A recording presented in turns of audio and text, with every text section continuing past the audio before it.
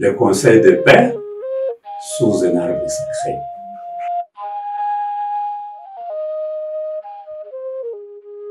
Il y a longtemps, deux clans d'animaux, unis autrefois par des liens ancestraux, se retrouvèrent plongés dans un cycle de haine qui dura de génération en génération. Leur conflit avait commencé par une querelle ancestrale au sujet d'un problème de succession de propriété. Cela provoqua une série de violences et de guerres.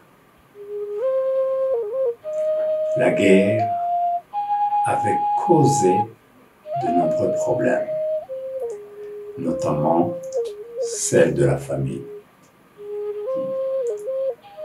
Les jeunes animaux, élevés dans ce contexte de violence et de guerre, comprirent finalement que cette situation menaçait leur survie, ainsi que celle de leur famille.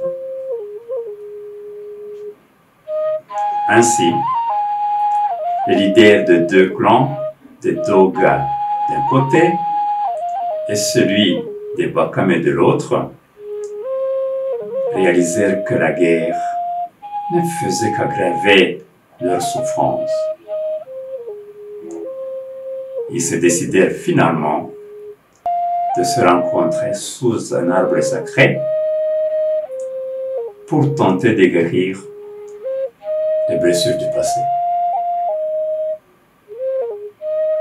Sous la lumière de la lune, le sage chef Kima du clan de Bakame prit la parole. Les différences ne sont pas des épines, mais des racines. Aujourd'hui, les mamelles de la savane sont sèches et la nourriture, ce trésor de vie, nous échappe car nous avons saccagé l'héritage sacré de nos ancêtres.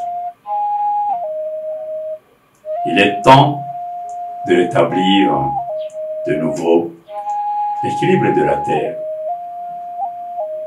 Bobby, l'un des animaux du clan des Doga, ému, ajouta: nous avons creusé des fosses profondes dans nos cœurs.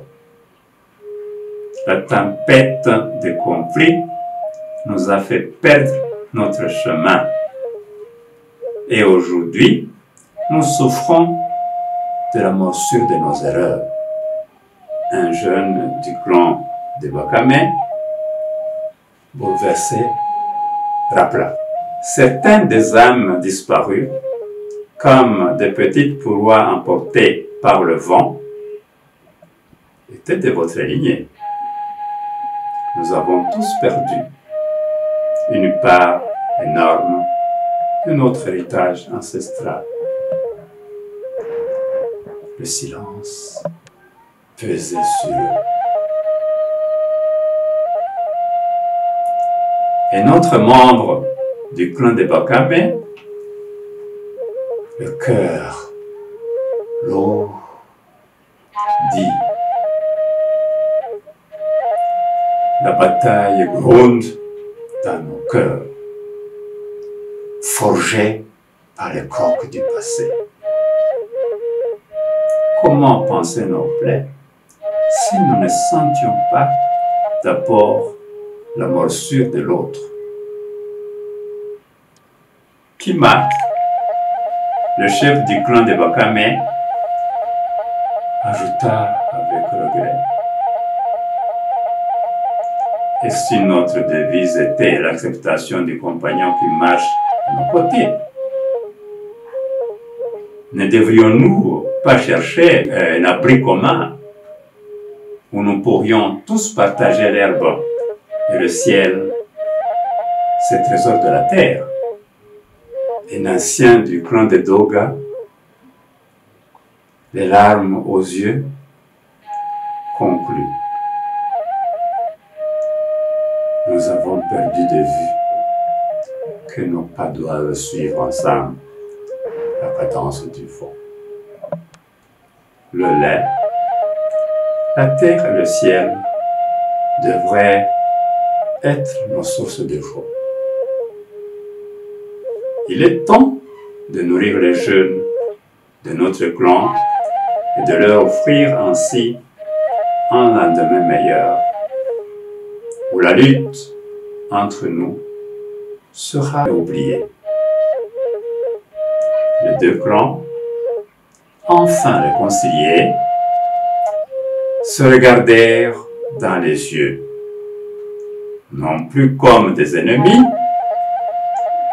mais comme des personnes à la poursuite de l'idéal de paix.